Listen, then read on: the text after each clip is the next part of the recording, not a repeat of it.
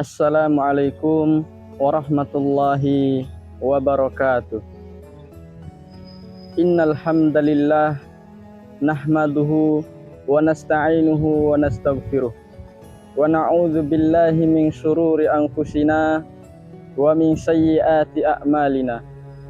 May yahdihillahu fala mudhillalah wa may yudlilhu fala hadiyalah. Asyhadu an la ilaha illallah wa asyhadu anna Muhammadar Rasulullah la nabiyya ba'da amma ba'd.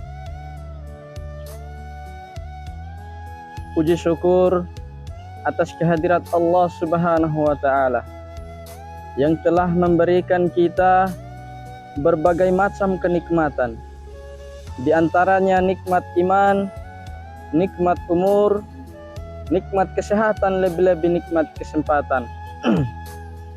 Sehingga kita dapat diberikan kesehatan pada hari ini.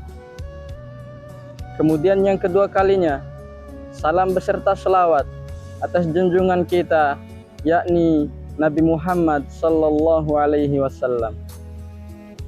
Nabi yang telah membawa kita dari zaman kebodohan menuju zaman kepintaran, dari zaman gelap gulita menuju zaman terang benderang, seperti apa yang kita rasakan pada kesempatan hari ini.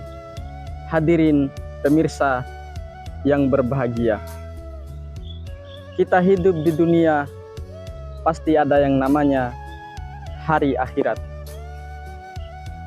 Di hari akhirat nanti ada yang namanya Yaumul Mizan, yaitu hari pertimbangan. Mizan adalah alat untuk mengukur sesuatu berdasarkan berat dan ringannya. Mizan di akhirat nanti akan Allah letakkan pada hari kiamat untuk menimbang amalan hamba-hambanya. Dan mizan adalah sesuatu yang hakiki, yang benar-benar ada. Hanya Allah Subhanahu wa taala yang mengetahui seberapa besar daun mizan tersebut. Hadirin pemirsa yang sama-sama dirahmati oleh Allah Subhanahu wa taala.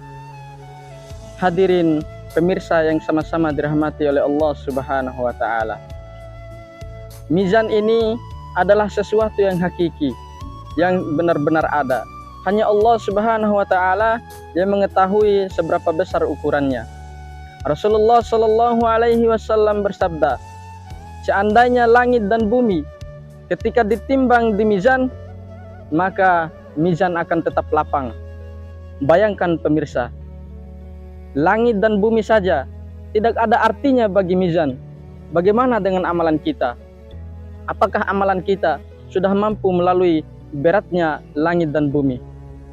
Hadirin pemirsa yang sama-sama dirahmati oleh Allah Subhanahu wa taala. Ulama berbeda pendapat tentang apa saja yang harus ditimbang oleh mizan di hari kiamat nanti. Amalan yang pertama yang ditimbang oleh mizan yaitu amal kita. Pendapat ini didukung oleh hadis yang mengatakan bahwa Rasulullah Shallallahu alaihi wasallam bersabda, kalimatani khafifatani 'alal lisani takilatani fil mizani habibatani ila rahman subhanallahi wa bihamdi subhanallahil azim. Dua kalimat yang ringan diucapkan di lidah, namun berat dalam timbangan dan dicintai oleh Ar-Rahman, yaitu subhanallahi wa bihamdi subhanallahil azim. Hadirin pemirsa yang sama-sama dirahmati oleh Allah Subhanahu wa taala. Kemudian yang kedua yang ditimbang adalah jasad atau orangnya. Ada beberapa ulama yang mengatakan bahwa yang ditimbang adalah orangnya. Namun berat atau ringannya amalan seseorang bukan tergantung pada besarnya badannya, bukan tergantung pada banyaknya makanannya atau banyaknya daging yang ada di dalam tubuhnya. Sehingga Rasulullah Shallallahu alaihi wasallam bersabda, yang artinya sesungguhnya pada hari kiamat nanti ada seseorang yang besar dan gemuk, namun ketika ditimbang di sisi Allah tidak sampai seberat sayap nyamuk. Waliyadzubillah.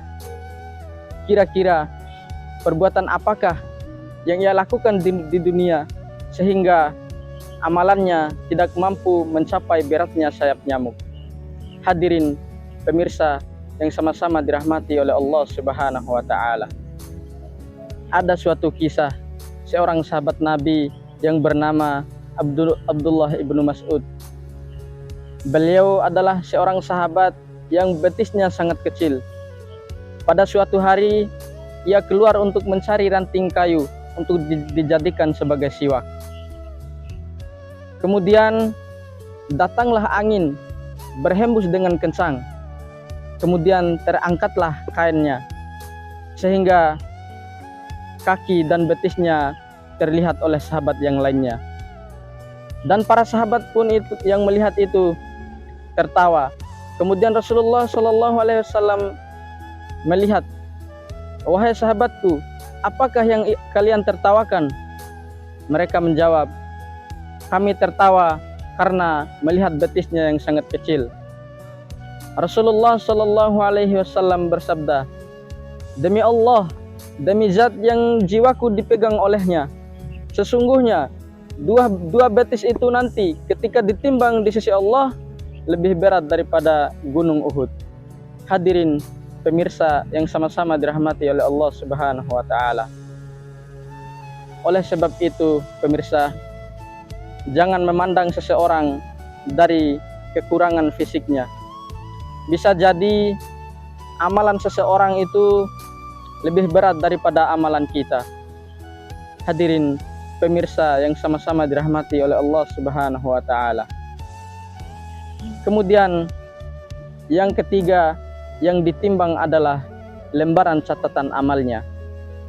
Rasulullah Shallallahu Alaihi Wasallam bersabda, "Sesungguhnya Allah akan membebaskan seseorang dari umatku pada hari kiamat nanti, di mana dibentangkan 99 gulungan dosa miliknya.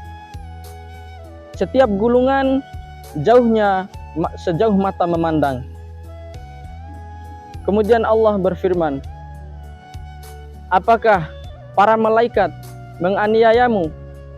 Dia menjawab, "Tidak, wahai Rabbku." Kemudian Allah bertanya lagi, "Wahai hambaku, apakah kamu memiliki alasan?" Dia menjawab, "Tidak, wahai Rabbku." Kemudian Allah berfirman, "Sesungguhnya kamu tidak akan dianiaya sedikit pun." Kemudian dikeluarkanlah kartu bitokoh yang di dalamnya terdapat kalimat asyhadu alla ilaha illallah wa asyhadu anna muhammadar rasulullah. Kemudian Allah berfirman kepadanya, "Hadirkan timbanganmu itu." Kemudian dia menjawab, "Wahai Rabbku, apalah arti kartu kecil yang berisi asyhadu alla ilaha illallah wa asyhadu anna muhammadar rasulullah? Apalah arti kartu ini dibandingkan dengan 99 gulungan dosa milikku itu?" Kemudian Allah berfirman, "Coba kita timbang antara 99 gulungan dosa kamu dengan kartu bitokoh ini." Kemudian ditimbanglah kartu bitokoh ini dengan 99 gulungan dosa miliknya.